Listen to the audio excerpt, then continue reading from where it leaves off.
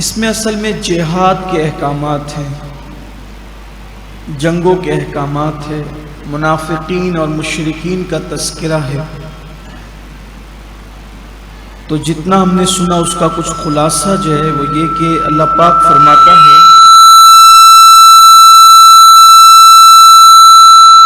کہ جو لوگ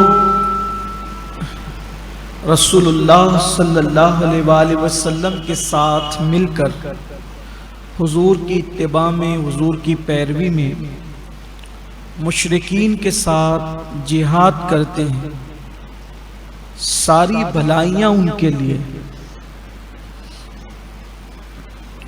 اور ان کے لیے جنت کی نعمتیں ہیں، اور وہ جنت ہے جس کے نیچے نہریں جاری ہیں۔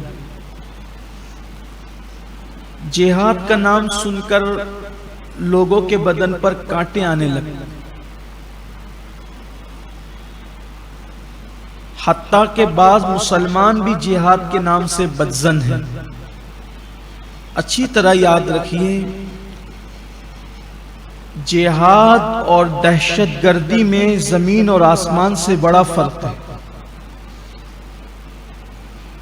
یہ جو زبردستی ٹرینوں میں بم دھماکے کرتے ہیں، خودکش حملے کرتے ہیں، یہ جہاد نہیں، یہ دہشت گردی ہے۔ بے گناہ لوگوں کی جان لیتے ہیں، یہ جہاد نہیں، یہ دہشت گردی۔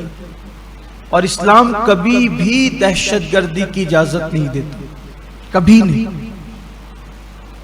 اسلام کسی چڑیا کو زبردستی مارنے کی اجازت نہیں دیتا،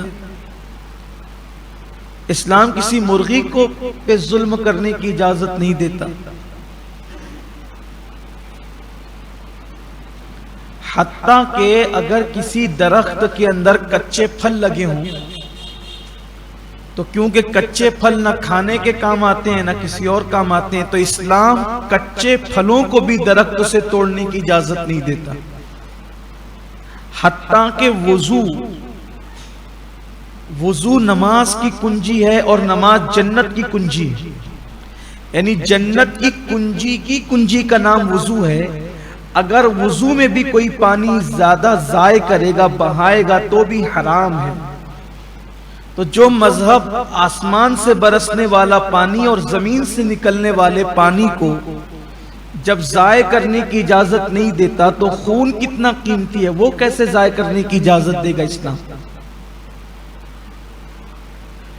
جیسے نماز کے قوانین ہے، جیسے روزے کے قوانین ہے، جیسے زکوٰۃ کے قوانین ہے، جیسے حج کے قوانین ہے، ایسے جہاد کے بھی قوانین ہیں۔ چار لڑکے اٹھ کر کے کسی کو بھی مار دے، یہ تھوڑی جہاد ہے۔ جہاد کے لیے اسلامی حکومت چاہیے، کوئی امیر المومنین چاہیے، کوئی مسلمانوں کا امیر چاہیے، پھر فتح یاب ہونے کا کہ جو ہے وہ اس کے اسباب چاہیے، بہت سی اس کی شرطیں ہیں، کسی کے ہاتھ پہ بیعت کا تصور چاہیے۔